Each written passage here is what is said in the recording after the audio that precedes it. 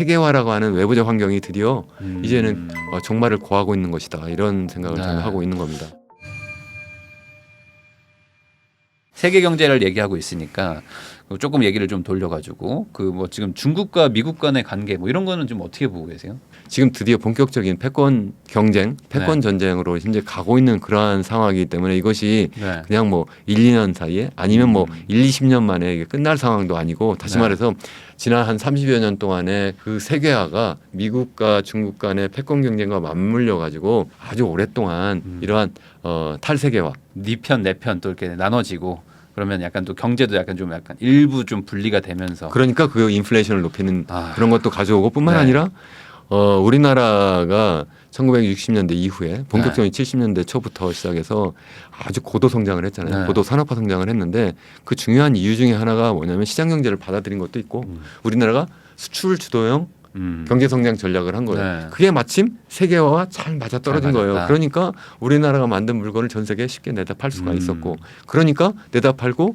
그로부터 달러를 우리 달러를 벌어들이고 기술도 가져오고 아. 그래서 다시 또 원자재도 더 수입하고 그래서 생산을 더 많이 해가지고 다시 수출하고 그럼 다시 또 달러를 더 많이 벌어들이고 이렇게 해서 계속 확대 재생산을 해왔는데 그러한 확대 재생산을 할 수 있는 그 세계화라고 하는 외부적 환경이 드디어 이제는 종말을 고하고 있는 것이다 이런 생각을 네. 저는 하고 있는 겁니다. 아 그러면 이제 탈세계화라는 거는 어찌 보면은 탈달러를 하려는 나라들이 좀 많아지는 거일 수도 있는 거 아니겠습니까? 아무래도 그 이 경제가 좀 분리가 된다고 하면서 돈은 또 달러를 쓰겠다고 하는 것도 좀 안 맞는 것 같기도 하고 그리고 실제로 지금 뭐 달러를 좀 안 쓰고 좀 뭐 위안화를 뭐 결제를 한다든지 뭐 이런 식으로 좀 분리하려고 하는 움직임들도 있는 것 같기도 한데 실제 그런 움직임도 네. 약간 있고 네. 또 그렇게 하고 싶은 마음도 있을 거라고 근데 생각을 이게 합니다. 될 거라고 보세요.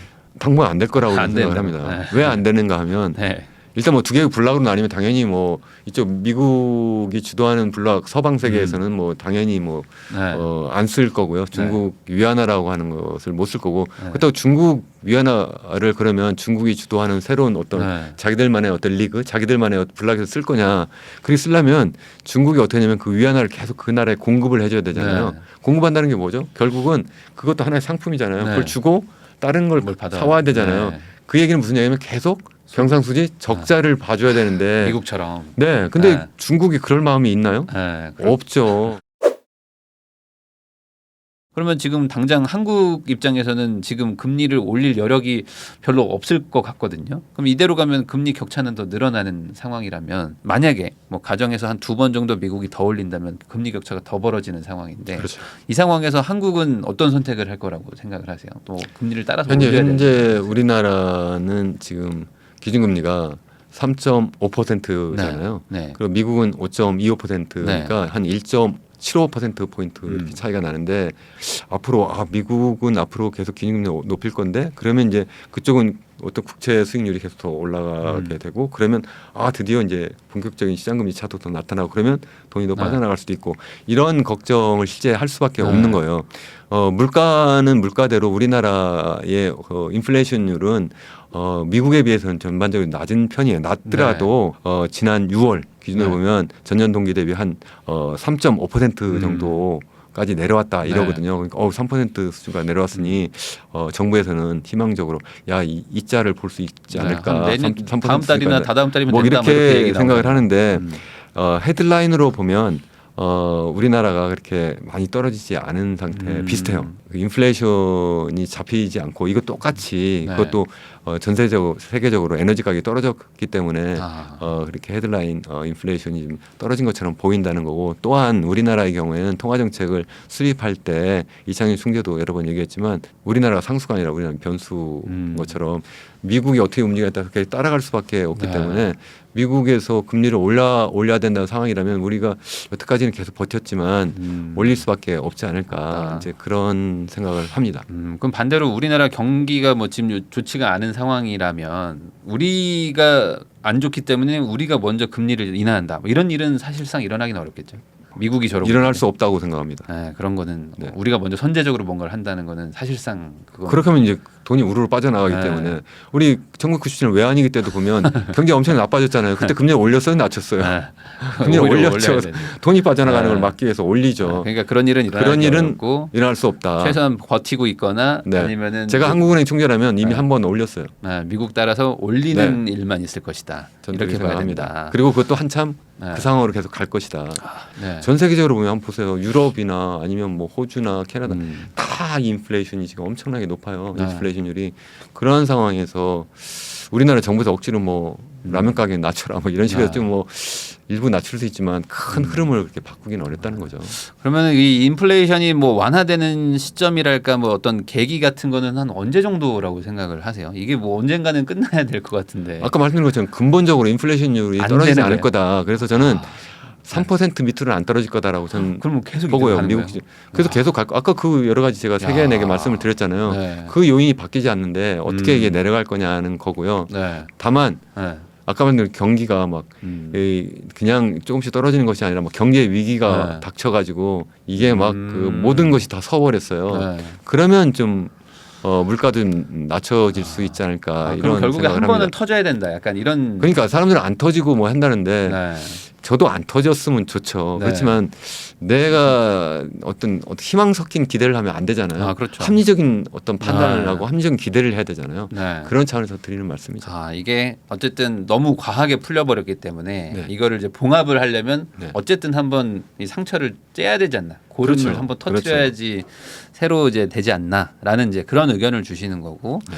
이게 이제 자연스럽게 없어지기에는 지금 너무 좀 많이 과한 상태다. 이렇게 보면 될 것 같네요. 그럼 마지막으로 앞으로 우리나라 경제는 어떻게 될 거라고 보시는지 뭐 최근에 뭐 하반기 뭐 정책 방향 뭐 이런 발표도 뭐 정부가 뭐 하긴 했는데 우리 한국은행이 올해 네. 경제 성장률을 한 1.4% 정도 보고요. 어젠가 그저께 되게 낮은 거죠. 그러면 그렇죠. 우리나라의 그 잠재 성장률이 한 최소 2% 또는 한 2.5% 정도 된다고 보고 있는데 진짜 그거보다 더 낮으니까 네. 그냥 단순하게 하면 경기가 좀 그거보다는 더 나쁘다 이렇게 생각하는데 우리 행정부 우리 그 네. 재정부에서도 한 1.4%까지 낮아질 것이다라고 이렇게 이제 수정을 했어요. 네. 이렇게 했는데 그렇게 되려면 상황이 굉장히 좋아야 된다. 왜냐하면 1분기 우리 경제 성장률이 얼마였냐면 네. 전년 동기 대비로 0.8% 했거든요. 네. 그러니까 1.4% 되려면 앞으로 2분기, 3분기, 4분기가 0.8%보다 훨씬 더 높아야 네. 되는 거예요. 그거는 1.4%가 아니라 적어도 한 1.8% 정도 평균적으로 다르게 높아져야 되는데 네. 소위 얘기하는 상저하고가 돼야 되잖아요. 상저하고가 과연 녹록하겠느냐 네. 하는 건데 우리 경기를 볼 때 크게 보는 것이 소비, 투자, 정부 지출, 순수출 이렇게 보잖아요.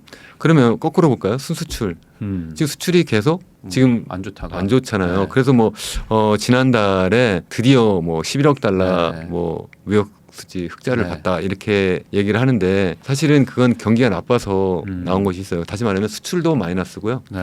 수입도 마이너스인데 수입의 마이너스가 훨씬 더 컸어요. 네. 그 이유는 에너지 가격이 떨어져서 또 있고 우리나라가 소비자들이 적극적으로 소비를 안 해서도 네. 그런 것도 있고 다시 말하면 경기 안 삶이 좋으니까. 경기가 안 좋으니까 네. 그런 면이 있다는 거고요.